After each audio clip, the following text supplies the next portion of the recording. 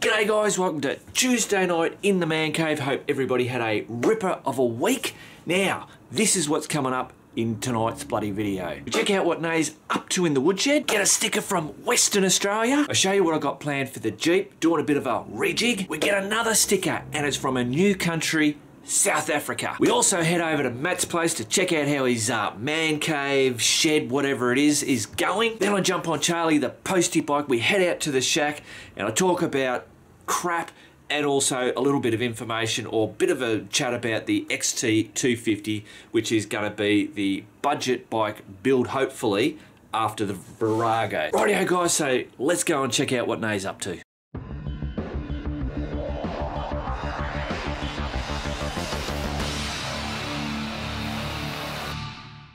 Rightio guys, so now we're going to check out what Nay is up to in the woodshed. And it seems to be a running theme that she's not in the bloody woodshed each week. Where is she? She's right there. Hello. Relaxing in our, well actually... They're not ours. No, they're not. It's a shame. The dog even. Yeah. Alright, so this is what we've got. Look at that. Geez, we like to put on a show for them, don't we? Yeah, of course. So that's those 4 chairs. So Nate, what do we got over here? Right. So we've got grey for Hayley. This is the colour she wanted, so we made a grey. Cool. We have Matthew with plain stain. I'll try not to catch fire. Sorry, I should be looking at it. Yep. Plain stain, which pretty seems white. So Matt and Hayley are a couple? Yes. Brett went with plain white because she couldn't decide and she figured that way she could change the cushion colour. Yep, and I was confused to start with. Brett is a girl, obviously. Obviously. Well, it isn't obvious when you hear Brett. Brett Rose is her name. Yep. That's Brody's girlfriend. And then Brody went with, we haven't really worked out what you would call that. Distressed. Distressed paint. That is my favourite. I love that. That is cool as. I reckon that turned out really, really well. I think they all turned out. Bloody, yeah, well that's it. Perks likes it. What do you reckon, Perks? Thumbs up? You've been eating grass, haven't you? That's what it, yeah. That's from eating bacon and cheese. Well, there you go, guys. That's what Nay's been up to. Cool, so it's good to have them done. Done and dusted, and they can be delivered. Yes. Then it's done and dusted. Yeah, exactly. All right, cool. Back to the man cave. What are you doing? It's not Thursday. Budget bike build is on Thursdays. Let's go and have a look at the bloody sticker. Rightio guys, so we have got another sticker and it is that one there. Now this does not come with a note, but it does say on the back it's from Chris, British Motorcycle Enthusiast Club from WA. Bloody brilliant. Thanks heaps, Chris. So WA, that's Australia, and if we come over here, it's right on the other side of the country. That's a bloody long way away from here. So I tell you what, guys, it's been a bloody hot one today. What have we got? Look at this. For all the international guys, you guys way up in the bloody snow areas, this is what the temperature here is today. That's 41. It's 6 o'clock in the evening, and it is still 41. I don't even know what the... oh, there it is. If I can see that. It got to 41.8 today. Bloody hot. All right, let's get this sticker up. Rightio, I reckon we'll chuck it right about there. That one out of the way. Booyah! Actually, guys, I've got to. I'm getting a bit slack on getting my. These done. There's quite a few that I've got to catch up. What I do when I haven't done that, I've got to go back through the videos and I've got to find out where they've got to go. Anyway, there you go. All right, back to the man cave. Rightio guys, now I've got to tell you that the wood stove project, I was going to get that finished in this man cave Tuesday. Didn't happen.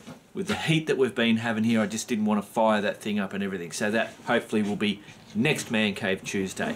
Cool. All right, so where are we heading?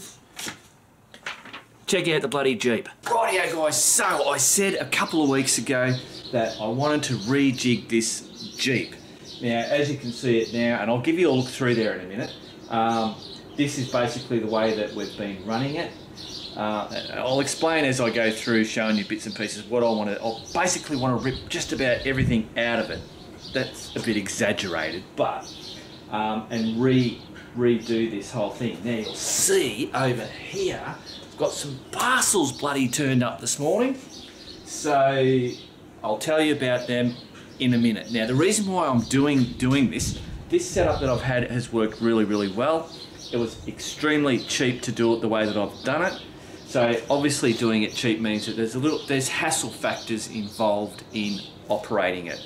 Now this is all coming about because we're doing the Ramble ride again this year, and hopefully we might do a couple. I'm not putting me hand up for any of that, but we are doing one at least. And what I want to do is simplify it.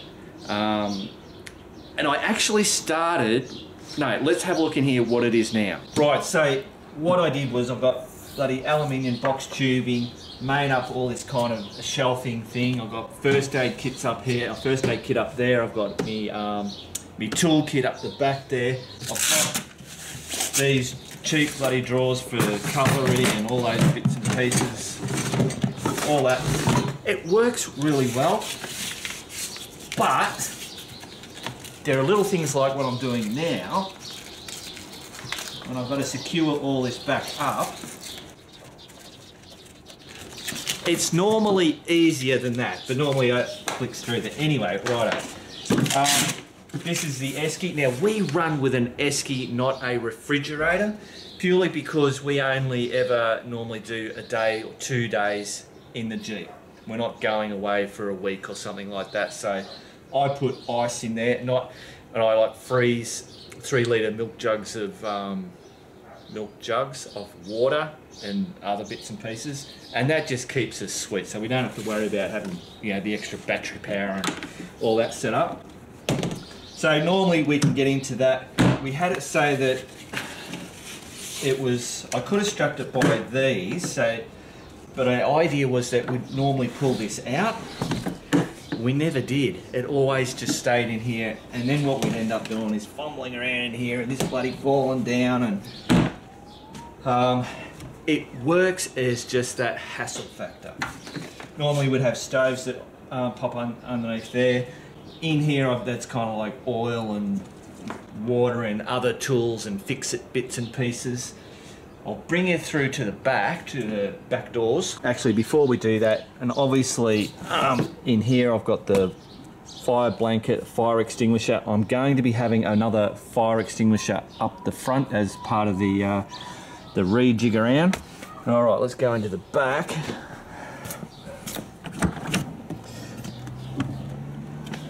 So in the back I've got this here, that's small drawers. At the moment we just always have that stocked full of water, because especially this time of year you never want to get stuck without water in Australia.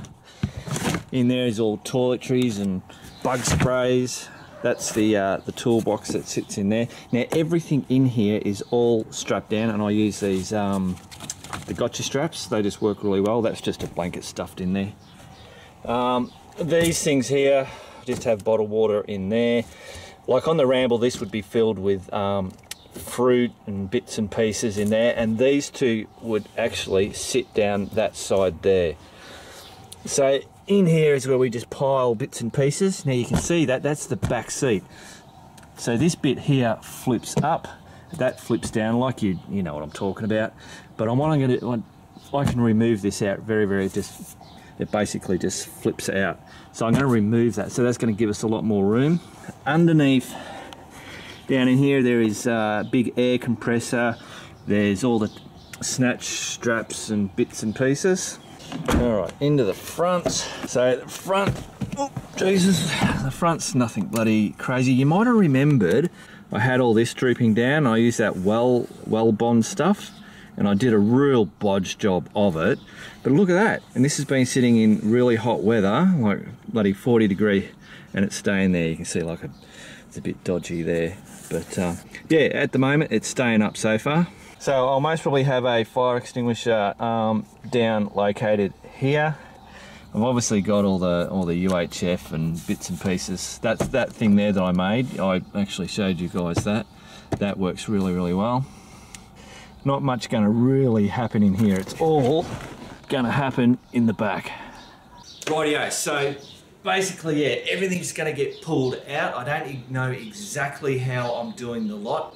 Obviously, this box with what's in there is going to go in here, and then I'm going to work around that. That's how I normally do something. I just start, and then I just tweak and work my way bloody through it. So, but I'll show you something. So I actually started, I bought these fridge slides, because I thought what I would do is put a fridge slide so we could pull that esky out and then open that thing right up and just make it a lot easier. So I went and bought these, and I got some bloody aluminium angle iron and steel angle iron, and what happened was, you know, when you're on the internet and you look up stuff, and then the next minute all of a sudden you're getting these adverts popping up with what you were looking for. It's just crazy the way they track you, but that's just the way it is. So this is the place, 4-wheel drive super centre. I'd be surprised if anybody in Australia doesn't know about them. They have all that canopies and bloody all the bits and pieces to do with 4-wheel drive and camping. Anyway, these Titan 4-wheel drive drawers popped up, and I couldn't believe it. It was $365 for 2 drawers and a fridge slide all in one. And I'm going, are you kidding me? So this has cost me, what's there is those drawers. They've also thrown in a free chair. And I think this box here is the wings. So when you put the drawers in, you can put wings that go to the side, which I'm not going to do. But I'm thinking $365, there's no way I could make that for that price. I just couldn't do it. Hang on. Yeah, I just could not build drawers and the fridge slide for that price, and to actually do it as nice and neat looking as what these are. I've done a lot of search on YouTube. They've been around for quite a little while. I just couldn't do it. I like the idea of building stuff myself, but then sometimes you've got to go, no, it's just being stupid. Me trying just to build something for the hell of it, when I could get a pre-made thing that looks good, works good, it's more than what, yeah, I don't know, there you go. So it blew me away for a little while.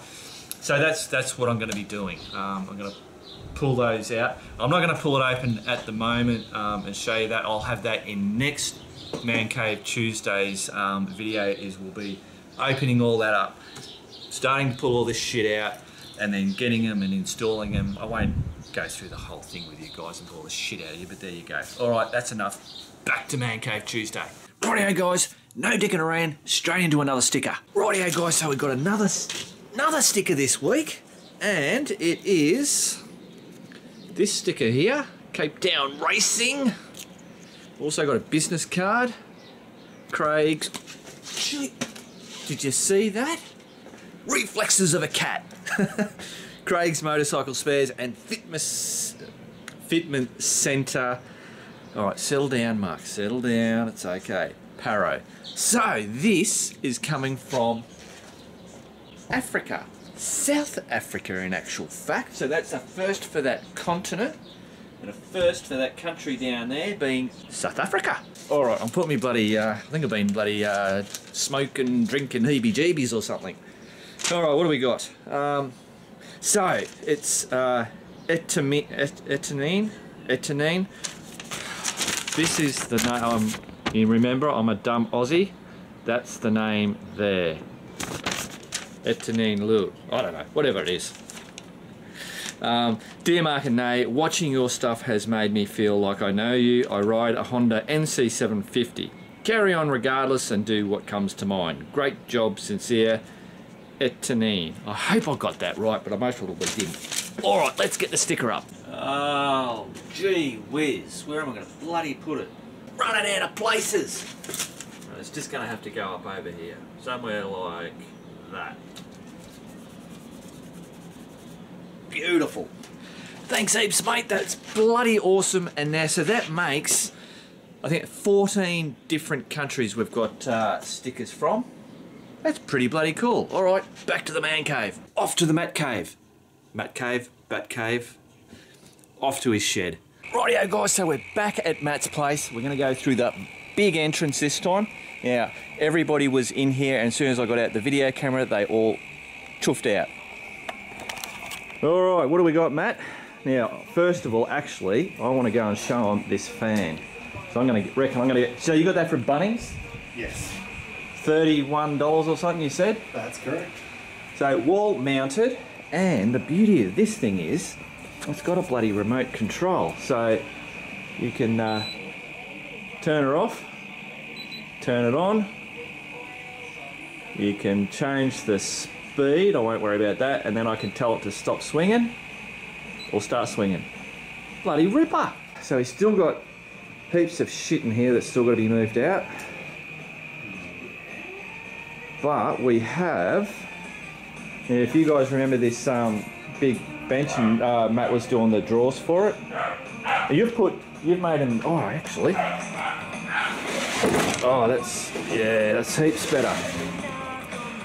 What you put on the bottom of the drawers? Chopping boards. Ah, sweet. Cut up chopping boards. Yeah, so they slide so much easier. Yep. That's all went on there. Bloody brilliant. So it's like Teflon. Pretty much, yeah. Yeah, Yep. Cool. So Matty's put up this bloody thing and that back thing and the light, looking all good. Even got a stool. Righto guys, till you've done a bit more. Yeah. And we'll show you. Cool, back to the man cave. Rightio guys, let's go for a ride. Actual fact, if you look there, you'll see a bit of a sneak peek. I should cover it up. A sneak peek in Thursday's budget bike build. All right, let's jump on the bike. Rightio guys, so we're heading out on the little bloody dirt tracks. Gonna go and, I haven't been out to the shack for so long, so it'll be interesting to see whether it's still there. Gotta watch out for oncoming traffic. All good, beautiful.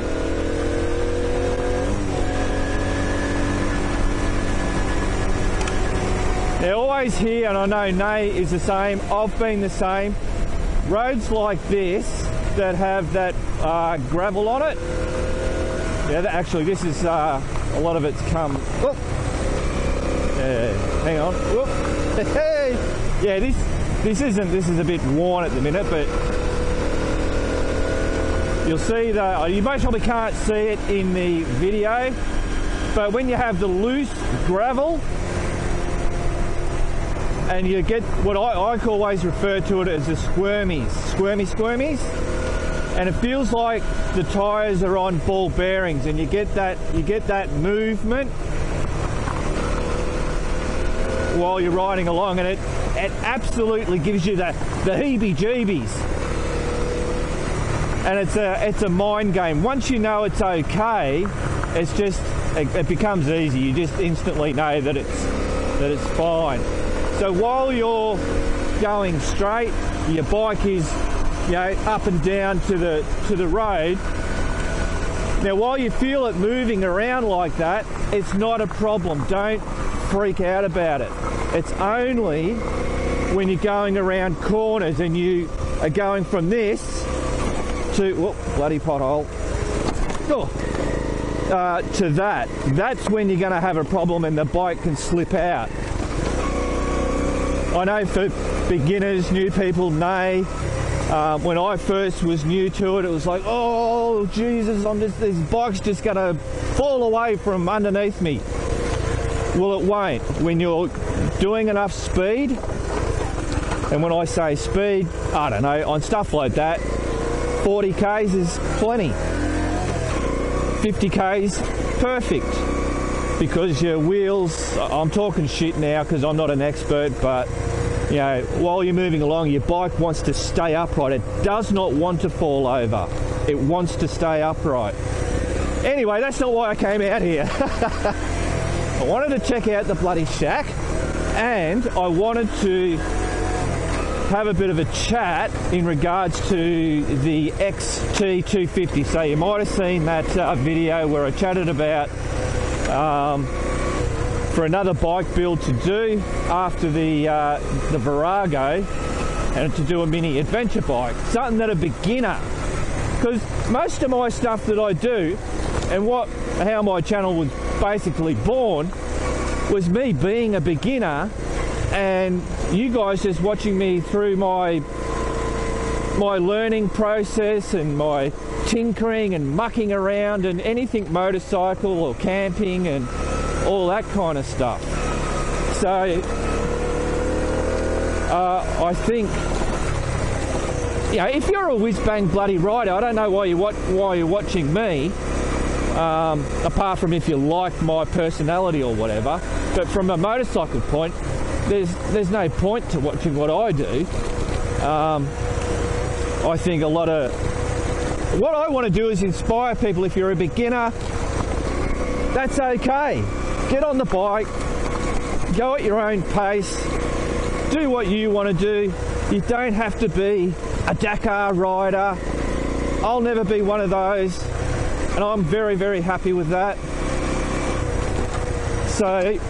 So this bike build, the mini adventure bike, I want something that a beginner can hop on and be comfortable being on that bike and going onto tracks like this, and feel comfortable doing it, because then they'll be able to learn the skills a whole lot easier, faster. Now, people have mentioned about, you know, 250 mini, once you load it up, and, you know, the XT, the suspension, you know, they'll be on it for 6 months and then they'll want to get something bigger. Well, that's most probably a good thing, because by having that small, underpowered bike, that's given them the confidence to learn those skills, to then go, shit, I can do this. If you had most probably chucked them onto a DRZ 400, which is really tall, it's got the extra power, or a DR 650, a much heavier bike, a bigger bike, a lot more power, they might have jumped on it and went, no, I don't like this, this is just too scary, I'll just stick to the road. And that's what you've got to think about. Well, that's what I think about it when I'm doing this type of stuff, and that's what I want that bike to do for somebody. So I ramble on and I go off topic. So I've been looking online, and there's a couple of XT250s, one in Wodonga. It's $3,700. It's stock standard. It's one of those blue ones. I'll pop up the photo of it.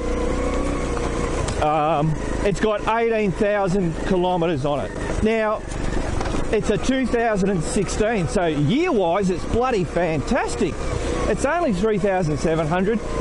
My question, I suppose, and what I'm going to ask you guys, I think I know the answer to this, but I'm interested to hear from other people, because I never think I know everything. I like to get lots of input, and then I can either go, yep, what I thought I reckon is right, or I go, hang on, yeah, maybe what I was thinking mightn't be exactly right. So it's got 18,000 kilometres on it. I don't believe that's a problem. 18,000 kilometres on a bike like that, or really any bike, is fine. Now, there was two other bikes. One was 3,400, so it was cheaper, but it was a 2010 motorcycle, but it only had 2,000 kilometres on it. Now, because it's a 2010, that means it's a carby, whereas the 2016 is fuel injected. Now, I used to always whack on about, bloody way better to have a carby. I have an appreciation now, and I'm slowly getting appreciation for the EFI.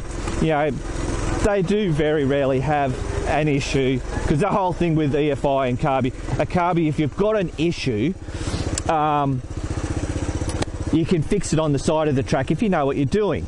Whereas an EFI, if something goes wrong with the EFI, you're buggered. You've got to get a mechanic to bloody look at it. That's my limited understanding of it. Benefits of EFI is that altitudes is a whole lot better, you know, travelling up in altitudes. I know with the DR650 when we did Mount Sterling up at the high, I noticed a change in the performance of the bike when we were right up the top.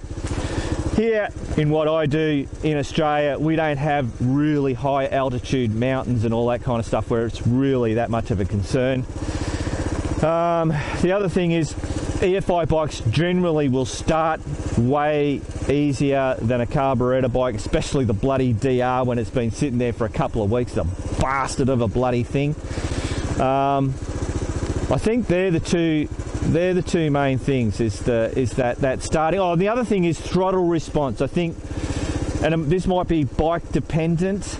I never have a problem with Max, and he's a carby, but Nave's bike, the Intruder, same with that Virago, and because I'm talking about Harry the Boulevard is EFI. I've got to find my way in. What the hell am I doing? Talk and ride, Mark. Harry is very, very smooth, and going too far. Shit. All right, hang on. Oh, what am I doing? Ugh. Harry is very smooth in the throttle response. Oh, Jesus, stump. Whereas the Virago, the Intruder, they are jerky, if you know what I mean. You turn the throttle and type stuff. You've got to be more concentrated on your throttle control. Oh, where the hell am I going? Yeah, so there, I think, whoa, okay. Oh, I wonder if orbs must be coming out. That was a big spider web. Oh, shit, hang on. Yeah, so, alright, so getting back off, bloody get off, I always get off topic. Why do I do that? Oh, shit, bloody hell. Spider webs. Alright, so it is the season for the orbs and stuff coming out.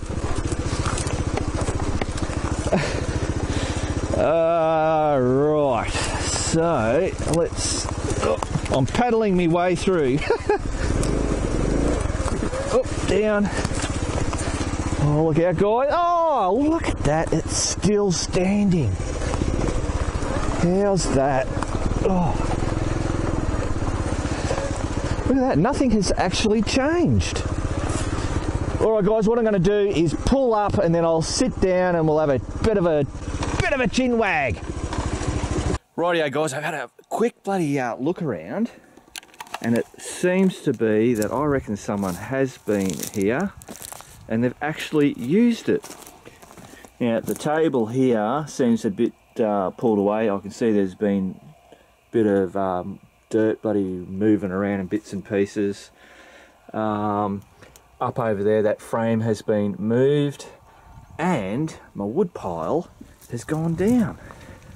So, and of course, they haven't done much, but they have. This has been used. I can tell by the amount of coal, and there's been a bit of rubbish left. That there, I left that there. That's not something that I leave here. So I will grab that.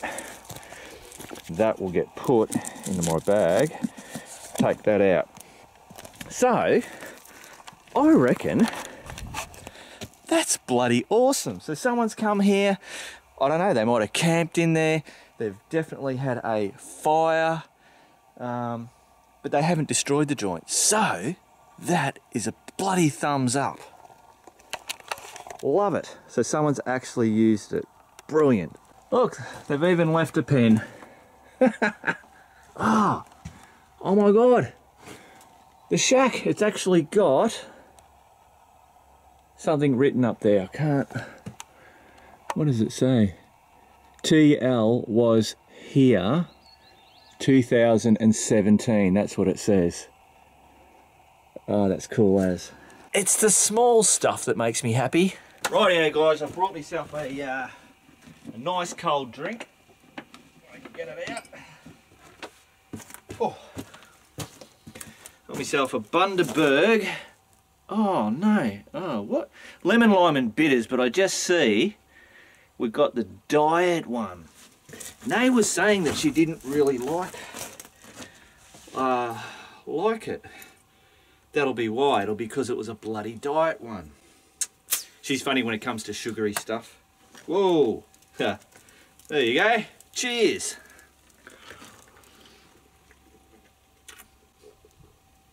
Oh, brilliant.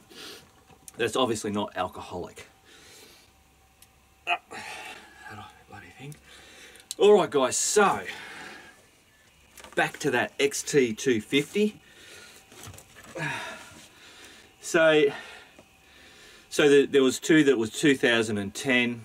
Now they're obviously carby, but they both had, one had 3,000, one had I think 2,000 kilometers on it. So the 2010 was 3,400, and then there was a 3,800. It was very, very close in price, but the 3007, now I feel like I'm bloody rambling. The 3007 had going for it was its EFI.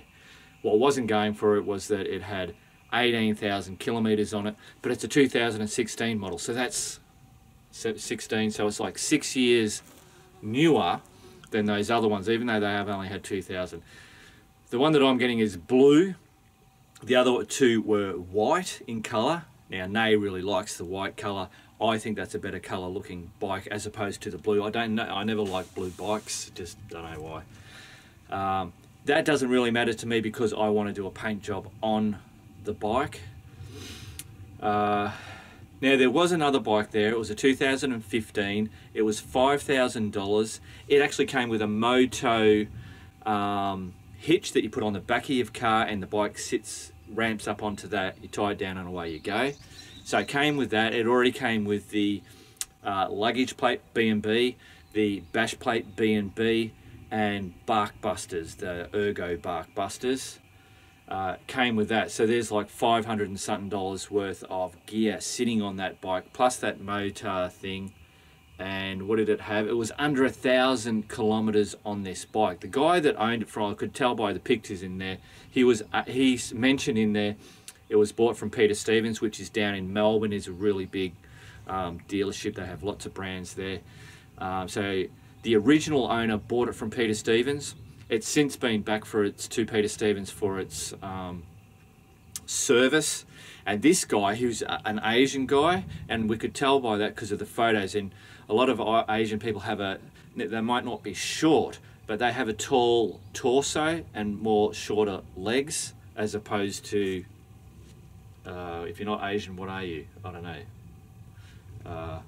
Non-Asian people. So he was saying that the bike was too tall for him, and I went, what, too tall? And that's when we figured it out why that was the case. So that's a really good buy. If you're looking for an XT250 and you wanted to put those mods on to be able to do that, you weren't into doing the mods and doing all that stuff yourself, you don't get entertainment out of that, you just need to get that done, that's a bloody cheap bike. For me, it was a blue bike as well. I'm most probably flashing up all these pictures. For me, I want to build the bike. Now that 2016, the $3,700 one, up at Wodonga, so it's here in Victoria. It's not far. Comes with a registration until March. It will come with a roadworthy. It's totally stock standard. There's no modifications done to it. It's blue, so I'll be happy to do a paint job, whereas if it was a white one, I'd be looking at it going, oh, am I going to wreck this bike? It really looks good as it is.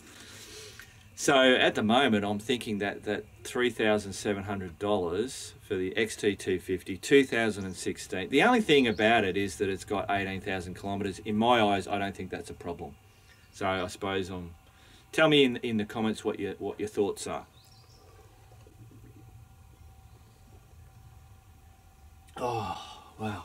Oh, I'm so happy that someone actually used this bloody this shack. That's cool as.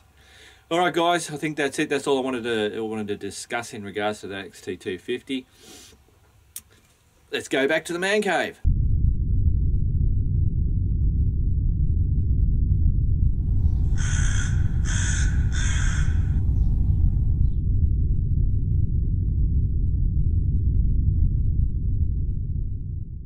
Rightio guys, so I just want to make a mention here. So I've got, if you might, whoever's bloody sent these, you might recognise these envelopes.